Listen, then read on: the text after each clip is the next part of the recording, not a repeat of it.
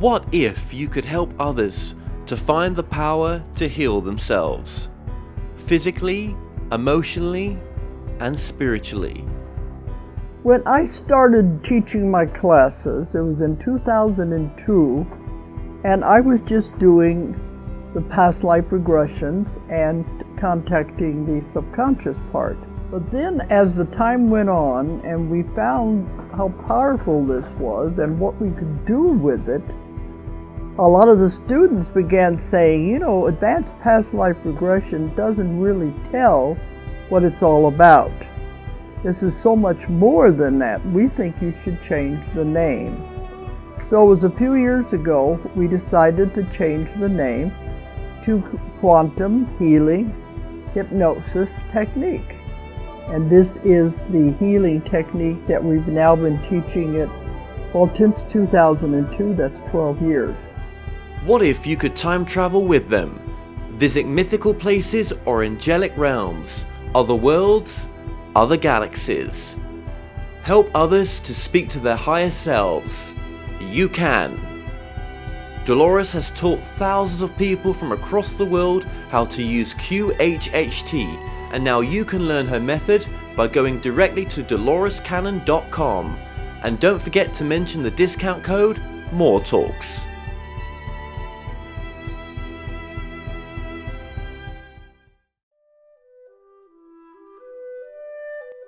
Established over 100 years ago, Watkins Books is one of the world's oldest and leading independent bookshops specializing in esoterica.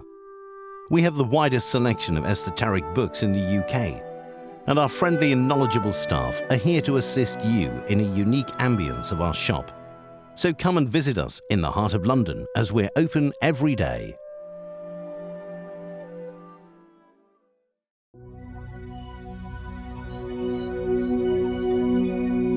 Does your book, film, resource, product, or business change people's lives for the better?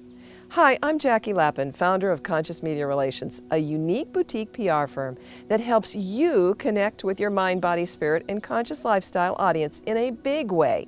We reach 3,500 specialty media and all the key mainstream outlets in the United States. I invite you to explore our radio media tour that connects to 2,600 personal growth radio shows. There is just nothing else like it. Come check out our website and read our rave reviews.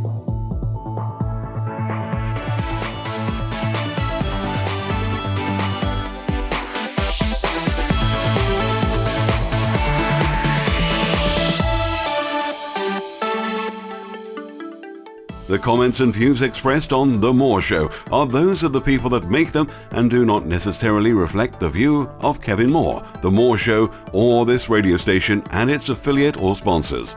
This show is for entertainment purposes only. Broadcasting from the UK and across the world online, you're now watching the UK's only alternative late-night talk show, and I'm your host, Kevin Moore. For the next hour, I'll be covering subjects that will open up your mind and provide you with information you may have never heard before. On today's show, I'm joined with Pamela Durand, who has been teasing tears from the eyes of audience members since she began singing her original band of poetic, passionate soul pop over a decade ago, finding the places where pain and joy collide. Gerrand kindles a connection to the hearts of listeners with her voice that has been described as angelic, powerful, soulful, and soaring. Pamela believes in the power of a song to become a touch point for deep connection, conversation, and transformation. Now, Pamela began her performance career as an actor, singer, dancer, working on stages coast to coast, including 4 seasons at the Stratford Festival. Now, over a decade ago, she released her first CD of original music and has toured internationally at festivals and forums in the UK, USA, and Costa Rica and Sweden. Pamela is a passionate advocate for the environment and social justice and delivers keynote talks and workshops, combining a unique blend of her music, poetry, and messages. Pamela Durand, welcome to the show. It's wonderful to be with you, Kevin. It's great to be with yourself. I met yourself at an event in the north of England. I'd moved back to a place called Cleethorpes in the UK, and it's not very far from where an event called Spirit Fest was taking place.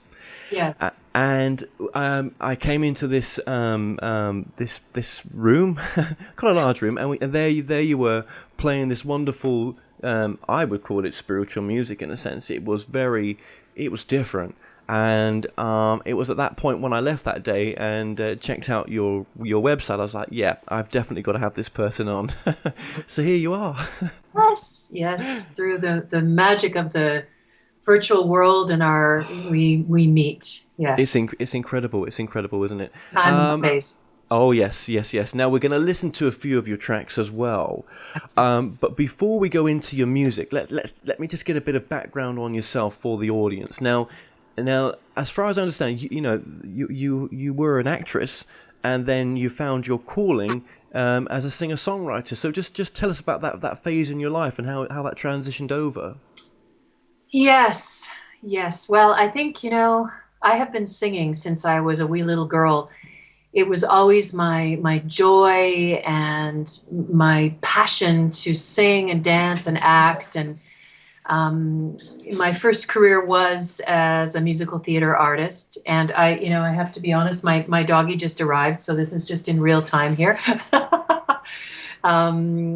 So yeah, I spent many years really immersed in the world of theater and musical theater, and it wasn't until my children were born, and now that's 2 decades ago, but I took some time off after my son was born and spent a lot of time in the park with a couple of friends this one summer, and the writer in me came calling. I could feel literally this tap on my shoulder, and seeing the world through their young, innocent eyes. And, I'd had a busy decade where I was constantly every summer at a festival, somewhere here, somewhere there. And it was literally the writer in me, I feel, was birthed with the birth of my children. And I just found this new voice that was being revealed. And so I followed that for a while, wrote some songs, and created my first original CD in 2001. And there have been several more since then. And it's just been an amazing journey. And although theater was a real calling for me, it's interesting. I had someone describe it as hearing me sing Broadway and musical theater. It's almost like it was from here up. And when I sang my original songs, it was literally a whole body experience, literally from the ground up. And so I feel like moving into becoming a writer and a songwriter has become just a more expansive, fuller expression of my creativity. Yeah, because I mean, you would have walked away from presumably would have been a regular sort of paycheck in a sense, and with good prospects to really going into the not the fear, but facing your fear and going into your passion as well, your purpose. Absolutely. And yeah, I was working at the Stratford Shakespeare Festival, which is the longest gig in Canada, and a beautiful place to work. And I guess it was a long contract with steady pay. And so kind of going to the edge and taking that leap, I had worked there 4 to 6 years. And interestingly, I didn't get an offer the last year that I was there. And they joke about the fact that when you don't get an offer, you're, totally not asked back. And, there's all of that theater superstition about it all. And part of me, actually a huge part of me, felt released, because I probably wouldn't have taken that step on my own. But having not had an offer that year, I stepped into this really kind of raw and uncharted territory. But it's been my songwriting and stepping into my own voice, stepping away from the masks, because when you're playing a character, you can hide behind that. But most recently, I had the greatest, feedback from somebody when I was doing a workshop in Paris. Just after I met you, I traveled to Paris. And she said, I really feel like what you are bringing through in your music is an invitation to the undefended heart and an invitation to being authentic. So I feel like discovering my own voice and writing my own songs has been stepping away from becoming a character and really mining the gold of my own stories and trusting that real free fall, as you say, which is being an indie artist. And it's awesome. It's been amazing. Oh yeah, I can imagine it has, and the places that around the world that it's taken you. What would you say your singing songwriting sort of style is then? What would you say your music style is? It's always hard to self-reflect, and I kind of avoid labels generally, but I've had people describe my music as torchy folk pop, as passionate poetic pop. It definitely musically has folk pop roots to it, but lyrically, it's songs for the soul. It's poetry put to music. All of my mentors and heroes as songwriters, whether it's Elvis Costello or Joni Mitchell or David Bowie or Sarah McLachlan, Annie Lennox, they are all people who completely embody their music, and their songs are, they're spiritual. I mean, let's face it, music is one of the most compelling vehicles for us to deeply feel and create an instant connection to the moment. And we have songs that we hear them and we're drawn right back to the moment. Oh, and there we have my dog in real life. And actually, on my most recent record, it's interesting because I can't. He's in the interview. Obviously, I ended up walking in the forest with my dogs, and it was just after I had sung at this incredible peace day that had two warriors who had come back from Afghanistan, soldiers, and they were peace resistors who could not go back to the United States because they had refused another tour of duty.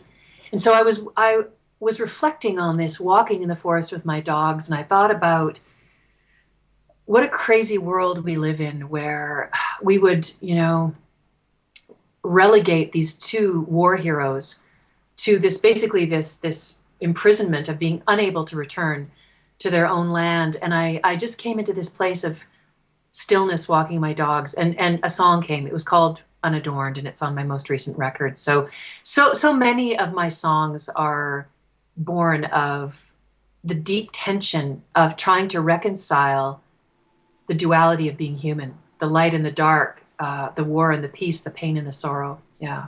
Such important things, especially right now. Yeah. They really are. And there's a great spiritual depth to your music as well, a great spiritual message, which is, that comes through the music, definitely for myself. And I'm sure for a lot of those that will get to listen and have listened.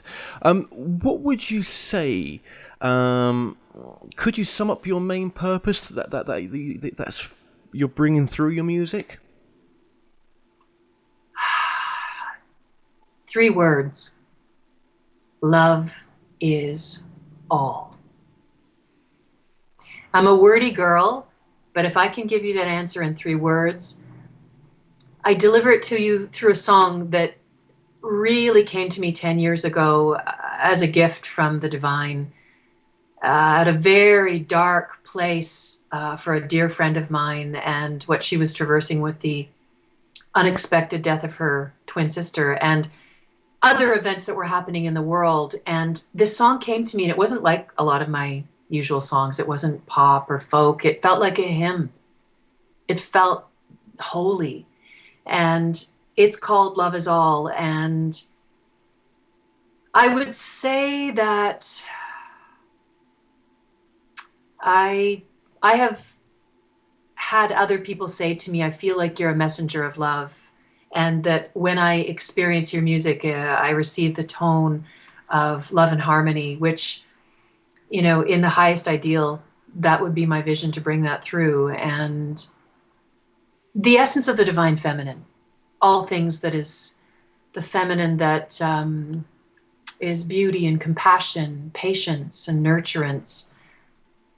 I feel like we're living in a time in the world where we're suffering from the disease of disconnect.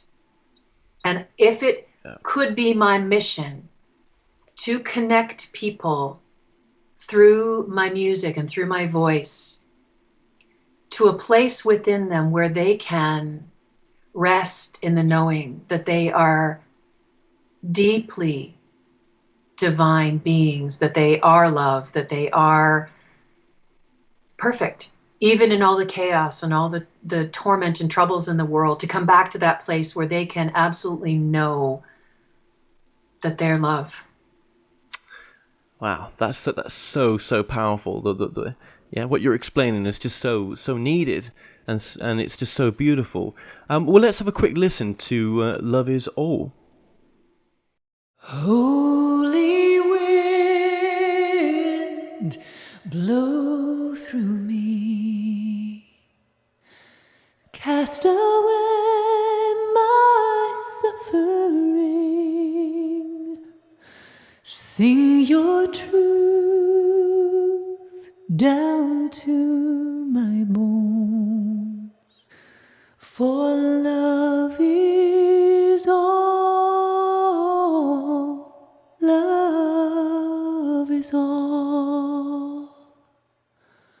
Holy wind, I'll do my part, make a sail of my heart, bind me to your ship of love.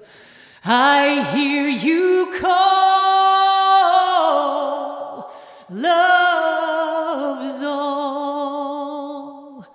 Sweet Sophia, make us wise. Shakti, fill us with your fire. Oh, Shekinah, make us whole. For love is all, love is all. In a world of war and woe, wash away these tears that flow. Warm our hearts so cold with fear. Draw us near, draw us near. May all beings be set free from their pain and suffering. Holy wind, the angels call, for love is all, love is all. Holy wind, the angels call, for love is all,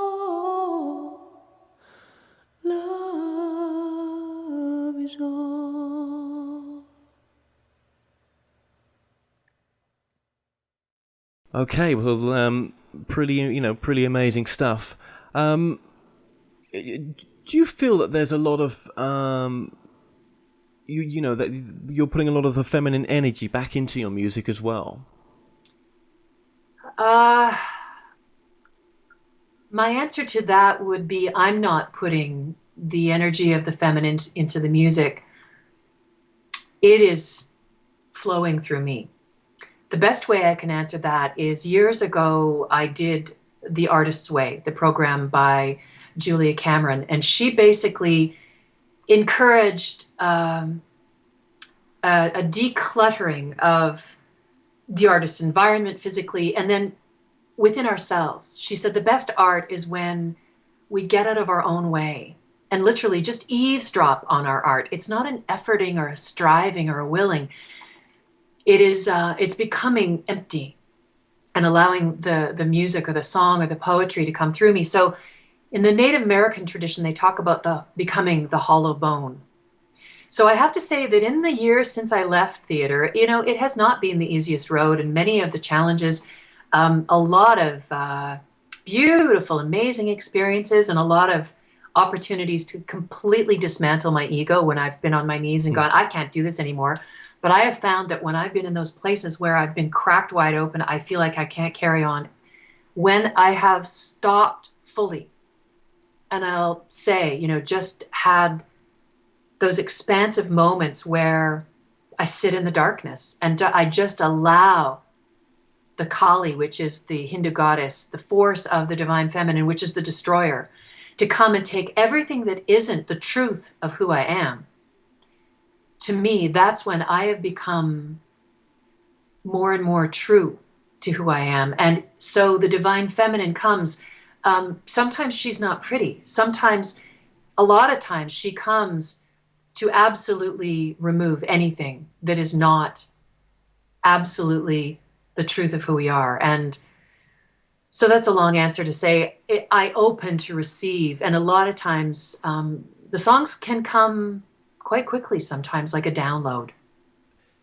Yeah, I mean, do you struggle? Okay, so they're normally quite quick. Do you struggle sometimes with any of that creation process, or is it normally quite painless? Both.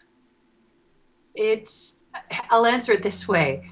When it's painful, I know that I have to step away for a bit. If, you know, there is the craft of the songwriter, and there is definitely the process of letting the first inspiration flow through and then coming back and editing. And over the years, I've really changed as a writer because I began much more as a, I want to write a song and this is the theme and I have an inspiration, and I would have pages and pages where I'd scratched out and come back to the, you know, the little pithy pearls that I would make into the song. But I have to say, in the past couple of years, it's more the process of who I've become through getting out of my own way and through meditation and just becoming a living instrument, that the songs come much more quickly. And if I start to really edit it and start to really work with it, sometimes I have to step out of the way because I know I'm coming from my mind, not my heart. Yeah. Interesting. And what are some of your influences in the case of, like, you know, spiritual work or particular authors or sets of thinking? I mean, what's made you, how helped you develop you to the truth that you have now? Oh, that's an interesting question. I would say most recently I've really been savoring and simmering in the work of the Buddhist nun Pema Chodron. I don't know if you know of any of Pema's works. She's a Buddhist nun. She's an American Buddhist nun who has a retreat center in Canada, actually, called Gampo Abbey. And Pema writes a lot about the groundlessness of being. And so I've really been resonating a lot with her works over the years. Probably the book that was the one that cracked me wide open was Clarissa Pinkola Estes, Women Who Run with the Wolves. Now, I read that probably more than 15 years ago, didn't get it, was, you know, really dipping into it going, wow, this is deep. I say I didn't get it. I did on some level, but it drew me in and cracked wide open what I feel is this shamanic goddess part of me that in my soul, I know that I came to sing whatever is, well, I want to put it in her words. She has a story called La Loba, which is the wolf woman. And she sits in the desert and takes the bones that are there on the desert floor, and she begins to assemble a skeleton and she begins to sing. And basically the skeleton becomes furred and alive again and takes off into the distance. And, you know, this metaphor of singing something alive. And Clarissa says to sing means to use the soul voice. It means to say on the breath the truth of one's power and one's need, to breathe soul into that which is ailing or in need of restoration. So if I could take that as my mission statement, I feel that I am here to breathe soul over that which is ailing or in need of restoration. And so, I mean, over the years, it's been Clarissa and Pema, but Yeah. I've also loved the works. It's interesting. I can name Deepak Chopra, Byron Katie, Bruce Lipton, Don Miguel Ruiz. And interestingly, in the past 7 years, all of those people, I've ended up boldly asking when they've either come to an area I've been in or I've been asked through synchronicities Yes. to sing on stages where they've given keynote talks. And in fact, Wow. some of them I've written, like with Byron Katie, I was inspired reading her works, and I wrote a song called I'll Meet You There that was inspired by the Rumi quatrain, out beyond ideas of right and wrong doing, there's a field, I'll meet you there. So I was inspired by that Rumi quote. My daughter was leaving for university. We were totally banging heads, and I was just the mother trying to release my daughter into the world and, suffering in that moment. And I was reading Katie's works, and Katie talked about how the story makes us blind. Love is simple. Love is kind. And it became my song, I'll Meet You There. And so she was coming to Toronto, and I got in touch with the organizer and had the great blessing and privilege of singing on the stage with her. And most recently, the song that I mentioned, Love Is All, just in May, I was in Cincinnati at ConsciousCon, which was a beautiful conference for consciousness, kind of like Comic-Con, but Yeah. consciousness field. That's kind of cool. Yeah. Really cool. And, this is how spirit leads me. This is the piece that if I could have one thing to offer people by way of, although we are living in incredibly turbulent times, Eckhart Tolle says this. He says, we're living in the best of times and the worst of times. It's just that the worst is noisier. I absolutely feel to my bones that we are here in an incredible time where we are experiencing a shift from ego to essence, from fear to love, in all the ways it's been described. And we are always, always, always guided to our next best step, to in the challenges, that's actually just taking off our sharp edges, polishing the pearl. Rumi has this beautiful quote. He says, how will you be polished if you were irritated by every rub? So, a lot of times when we can become really aware of our guidance, and what I talk about is boldly asking. So when you get a prompt to have a crazy idea, I say crazy because it feels a little bit outside your box. Start to pay attention to these promptings, because that's the divine feminine giving you a nudge saying, this would be wonderful for you. So a friend had sent a video of another beautiful current spiritual teacher. I don't know if you have heard of Matt Kahn. No. Okay, well. Oh yes. I went to email them to get them on, but they've not responded. So yes, he's a beautiful, beautiful spiritual teacher, and I had not heard of him, although he's been doing his thing for a long, long time. Everything happens. We meet when we're meant to. And a friend last December sent me one of his videos, and I just went, oh, this is such a fresh voice. I'm really connecting with his message, and it was really about self-love and self-mercy in every moment. And there's so much in the world, so many programs and so many spiritual teachings that are, rah, manifest your Ferrari, live your best, which is, all those things I think can be a seduction for more stuff and more joy and contentment outside of us. And Matt really speaks to, he talks about the love revolution, about loving what arises.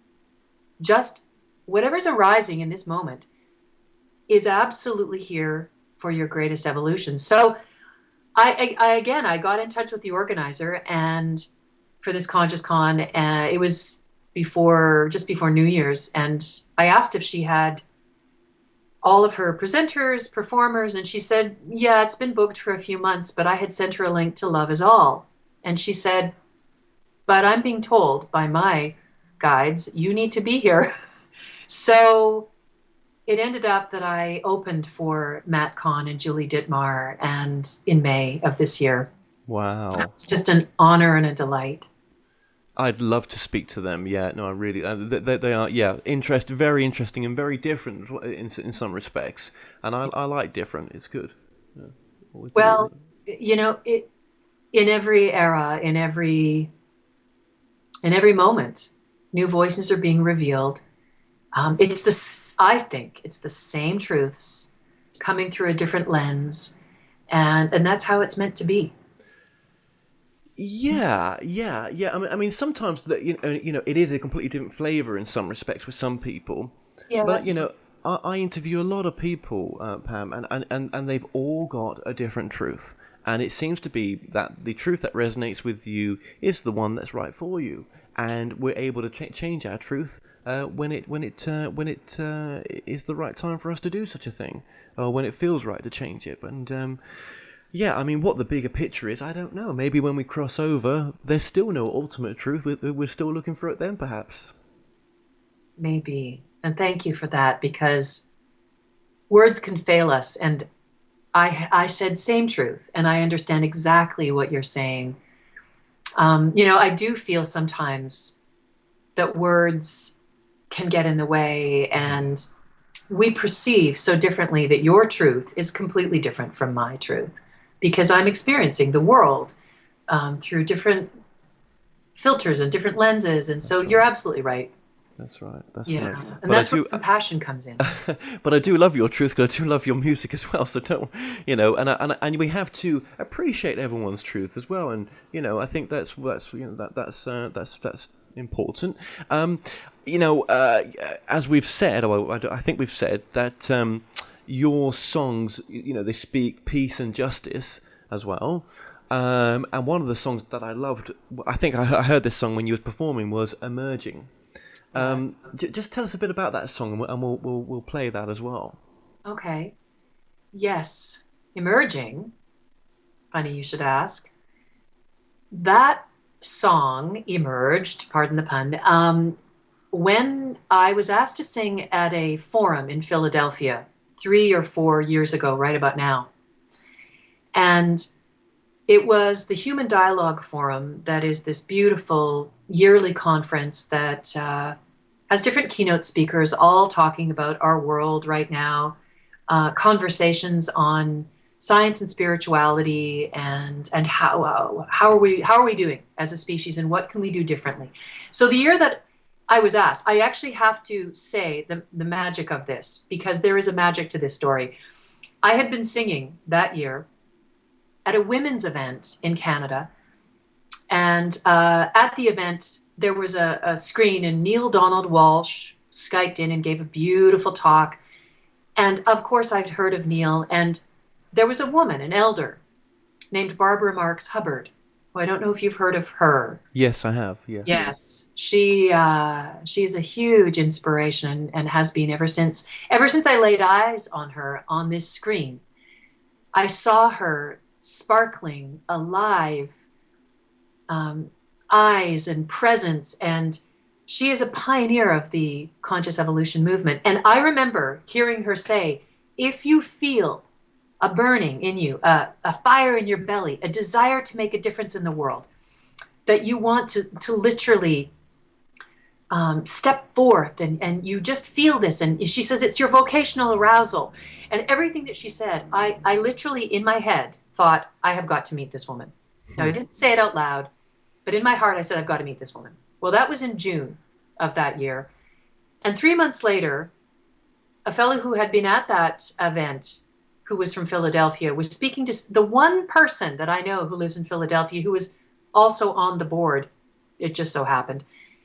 They were talking about who they would have for the musician that year. And this fellow and this woman that I know, the fellow I just met, they both said, oh, well, there's this Canadian songwriter that I'm really feeling would be in resonance with our topic this year. They both said my name. They booked me. I came. And who were the keynote speakers but Bruce Lipton and Barbara Marx Hubbard? Right, of course, yeah. So I got to meet her.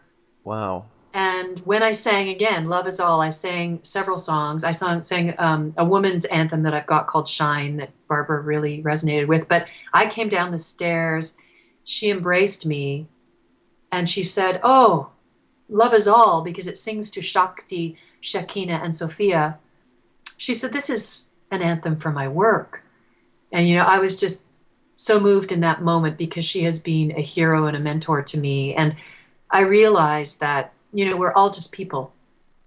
We are all just people. And we have these moments that are, this galactic light show in our hearts when we go, I'm meeting my mentor. And she says, I'm meeting you and you're inspiring me. And so I ended up coming away from that event and they were both talking about, both Bruce Lipton with his amazing keynote talk and Barbara's, which very much speaks to the metamorphosis of the human being, that we have been in this time in the chrysalis and we are being squeezed. And this razor's edge that we are on, every era of great change and expansion has been preceded by great turbulence and chaos, is Barbara's message. So I sat down at the piano when I got home a week later and I thought, I actually began the song with I am the atom, I am the spark. And it was a little too sciencey. So it became, I am the fire, I am the spark, I am the light, I am the dark. You are the poem, you are the prayer. We are the truth, we are the dare. So it became the song about how we're emerging and we're merging with the light. So that was my song. I'd never written a song about science, merging with spirituality, but they totally inspired me, Barbara. Well, I think it's an absolutely beautiful song, and we'll just play that now. I think this was a live version that you did as well. So here we are.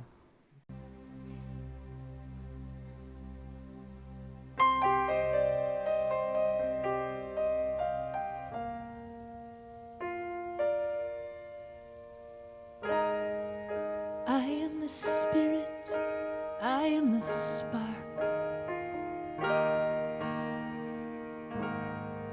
I am the light, I am the dark. You are the atom, you are the prayer. We are the truth, we are the dare. We are, we are, we are. I am. I am. I am the dark embrace of night. I am the music of the light.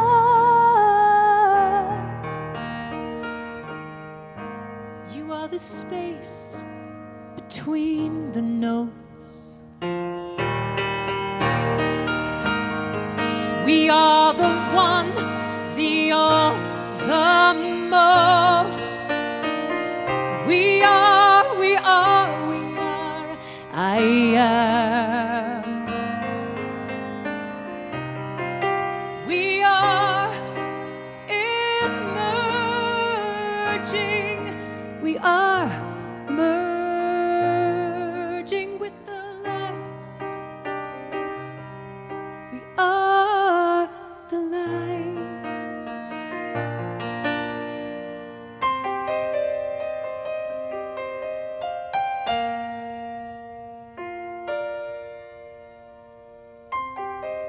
And in the chaos is revealed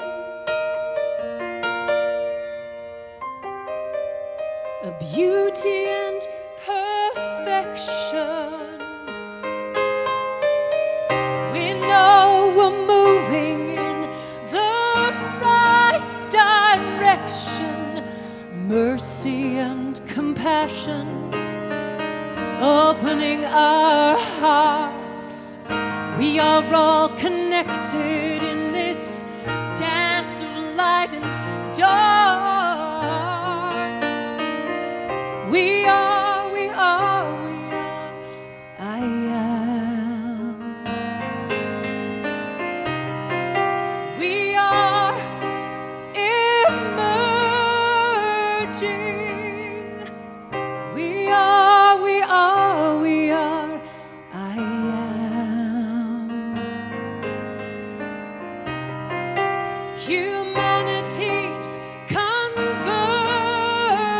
sing.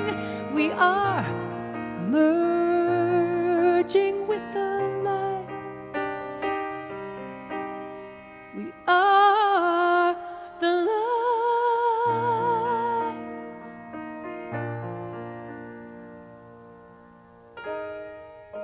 I am the spirit. I am the spark. I am the light. I am the dark. You are the atom. You are the prayer. We are the truth. We are the dare.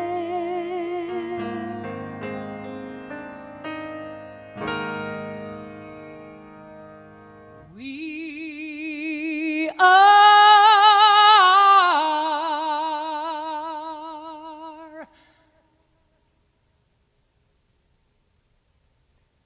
the prayer.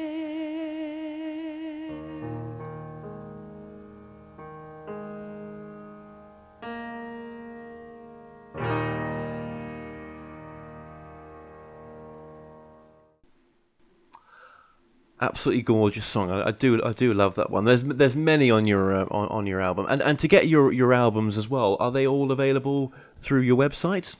Yes. www.PamelaJaneGerrand.com. Excellent. What do you think, Pamela, of current music? Yeah, I mean, it's so different to what it used to be now. I mean, you've got the hip hop movement, the rap scenes, you've got your music, you've got rock, you've got all sorts of different dance and everything else. I mean, do you think all music has its own spiritual core in a sense? It's all teaching us. It's all it all resonates to us in different ways when it's meant to.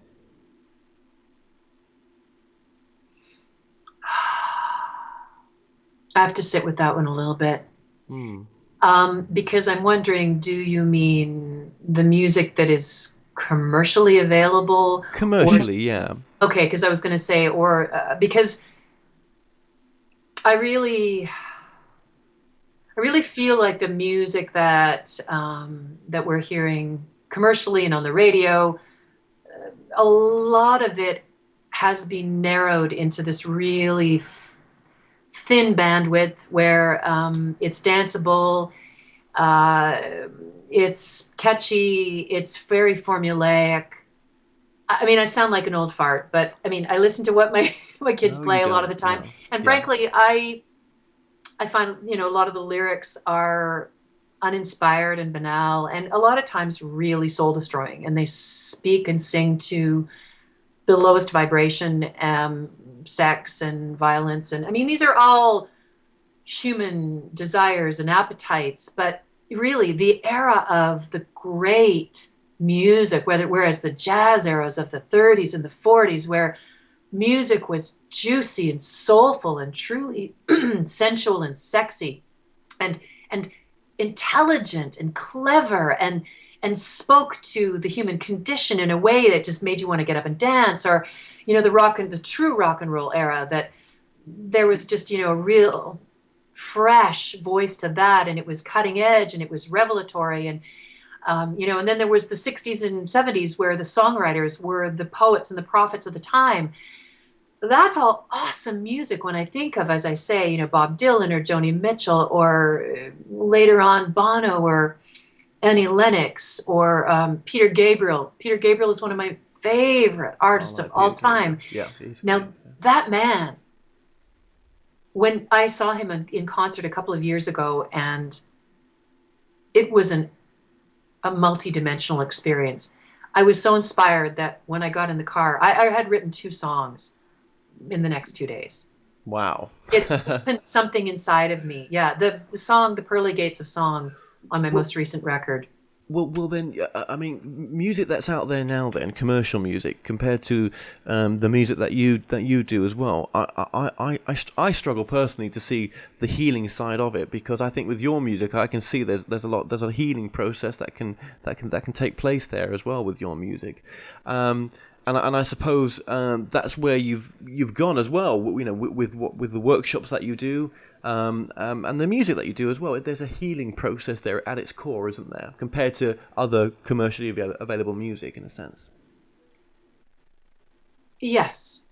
And thank you for saying that. I so appreciate what you're saying. You're really wise, and it comes down to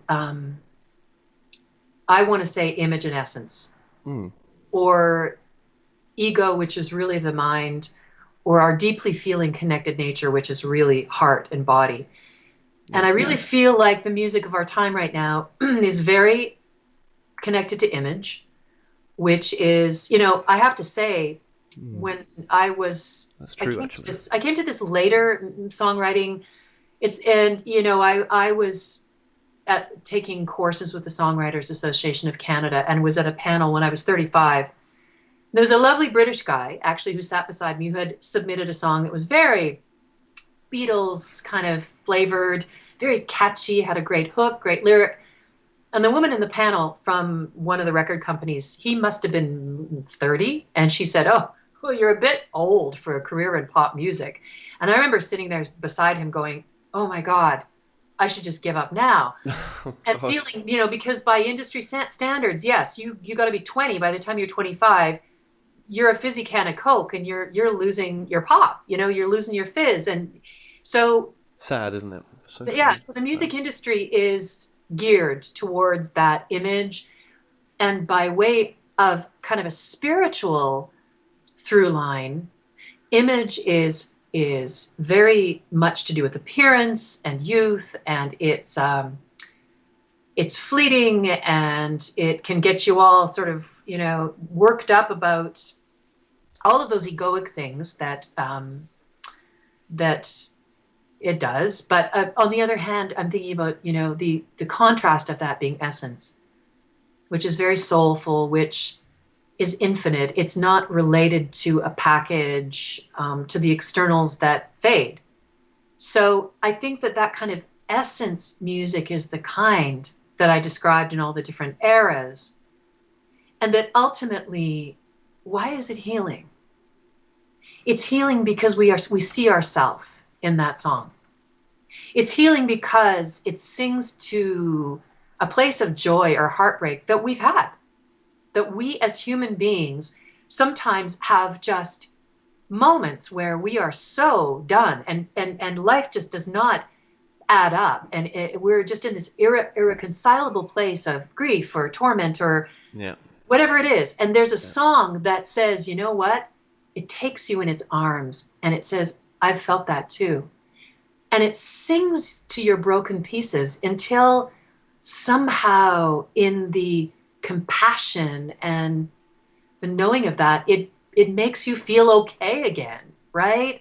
So that's why we've loved every song. That's my elevator speech when people ask me, what is sound healing? And I say, well, it offers you a vibrational bridge to your undefended heart.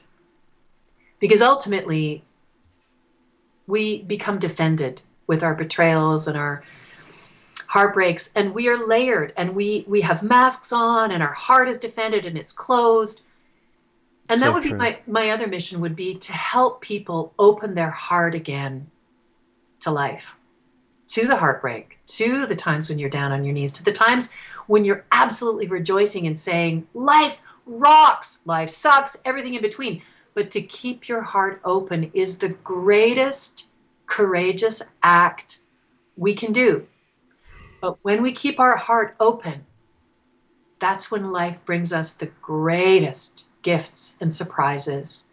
Because then we've met our tenderness, which is where we then really start to connect deeply with ourselves and other people. And we're not afraid, and we're not coming from an egoic stance of competition and fear, and what's in it for me. No, absolutely. Sorry, I got a bit on my soapbox. No. Completely agree with you. Don't worry about that. Completely agree. And I love what you've got to say. So just very briefly as well, because we're obviously getting to the end. That time is not on our side. It never is. with your healing workshops as well, your sound healing workshops, just briefly tell us a bit about that and how people can get in contact with yourself to experience one of those. Absolutely. I do have another website that is www.pamdurand.com that has more of my workshops and sound healing. I have a 4 CD workshop in a box that's available on that website, which is really good for people just beginning their journey, or people who've been on a spiritual path for a while. And so I call it kind of a workshop in a box. It has meditations, poetry, music, mantras, and it's focused on the heart and the throat chakra. Because I say, when our heart is open, then our voice begins to sweeten, and we can communicate with courage and clarity and compassion. So I have some tools available on my websites. I do private sound healings, and I also do sound healing sessions on Skype, which is a wonderful modality. But the one thing that I want to say for people anywhere in the world, because we are so blessed these days we can travel anywhere. I have a sound healing retreat upcoming in Costa Rica, March 1st to 8th of next year. And so that would be an opportunity for people to come and really be immersed in the work. And I'm co-facilitating with an amazing sacred sound musician and yogi, Darren Austin Hall, who he's kind of the druid to my shaman goddess. And I love how we work together. And so it's going to be a full week at a beautiful retreat called Mystica Lodge. Okay, well, we'll obviously your website's been flashing up all over the screen, as well as bits of information about your albums as well. Just with the sound healing as well, just an important point, yes. Really. What's the healing? What could people heal from that? What benefits could they get from that as well? Well, if we're just wrapping up, that's really a long answer. But right, because okay. Really, I could start to go into the lowering of blood pressure and right and left brain coherence and all the goodies. But in a nutshell, I'm not the healer. The sound is the vehicle for the healing, because we are all natural self-healers. So the best way I can describe it is sound is the most potent frequency for restoring harmony and coherence within the body, mind, within our entire being. So what I offer, what I'm going to say is this. In a beautiful book, Meditation is Medicine, there was an example of cancer cells in a laboratory that were, sound was played, nature sounds, music, and the human voice. And it was the human voice that stopped the cancer cells from replicating. So my experience has been that people come to me with physical ailments, depression, anxiety.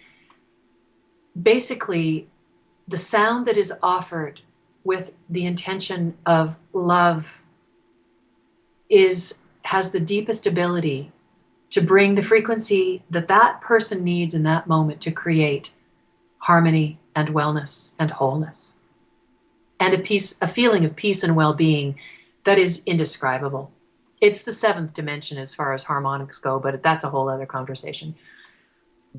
Okay, well, we'll guide them to the website for more information, and we've just put some stills up on there right now just to talk about that as well. So thank you for just explaining that. That's and I do, when I've interviewed people, they always talk about sound being the lost art in healing. That back in time before Atlantis maybe, or some other time. Yes.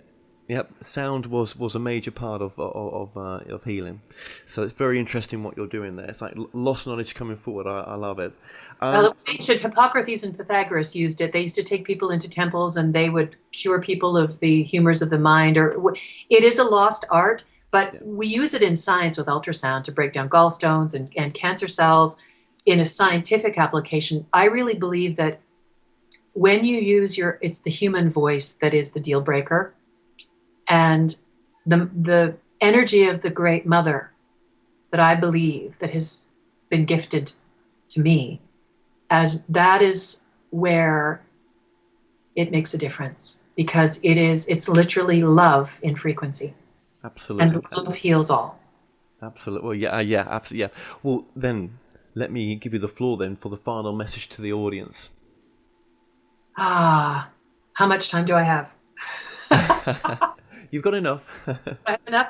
Well, you know what I'd like to share is actually to close as a poem. First of all, I just wanted to say that if people wanted to get in touch with me about the retreat in Costa Rica or sound healing, best to email me because I have a flyer I could send. So if you if you can put it up on the screen, it's Pam Durand, PAMGERRAND @simpatico.ca, and I can send that to you, just because that's the cleanest, clearest way for me to be able to get in touch with people. So I'd like to close with a poem that came to me on the back hills of northern Los Angeles in February. Well, it was sunny and bright there and cold as can be in Canada. And I literally felt like I was being followed by a shadow. Really, some dark voices of shame and guilt. And so this poem came to me at that time. Come closer, says this love. I feel your pain. Rest here a while and give me your shame. Take off your garments of guilt and regret, your shoes soaked with fear that burn with each step. You have journeyed through life with these masks and defenses, blind and burdened, weary and senseless. While under your skin in this skeleton cage, your heart bird beats wildly, a symphony plays. Music that drenches your cells with perfume, a scent that awakens your soul and you swoon. Come, dance, says this love. I will vanquish your fears. Your garment of pain will dissolve with these tears. Sweet, salty surrender. In this sea we will drown, naked and numinous, down and down, down into the void where darkness gives birth. We tenderly tuck seeds of light in the earth. The ego cajoles, come back from the edge. It's not safe. You'll be broken. You'll die on this ledge. The soul loves the edge, begs we summon our wings. Love says, come closer. Together we'll sing. We've got to crack open to be light enough to fly. Light as a feather, brave enough to die. And as we die, we are birthed anew, reeking with joy, a bliss perfume. Come closer, says this love. You smell so sweet, like roses and fresh bread and baby's feet. I've got you, says this love. Stop trying so hard. I'm waiting right here at the door of your heart. In love's embrace, all fear fades away. Stillness arises. We know why we came.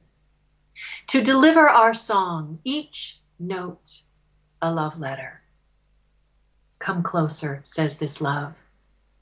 It only gets better. Very, very good. Very, very good. and you have poetry available as well on your website, don't you? I do. On my Very www.pandrea.com. Yes, I've got two different websites. And I am working on, I've had people saying, you've got your CDs, but where's your book of poetry? So I'm really grateful to people that prompt. Yeah. So that's my on my list for 2016. Excellent. Well, that's a very powerful poem, and thank you for the way that you delivered that as well. That was very beautifully said, so appreciate that. Thank you. Well, Pamela, I just want to say thank you so much for joining us today. It's been a complete pleasure having you on, and I will get you back on in the future, most definitely, but thank you so much. Thank you. It's just been an absolutely a delight to be here with you as well. Yeah, my pleasure. Well, we've come to an end on tonight's show. Don't forget that you can listen and watch all our past interviews on the More Show's official YouTube channel. Remember to subscribe to our YouTube channel for new daily shows. You may also find out more on all past and upcoming guests on the show via themoreshow.co.uk, and do like us on Facebook and Twitter for the latest updates. So until next time, be safe.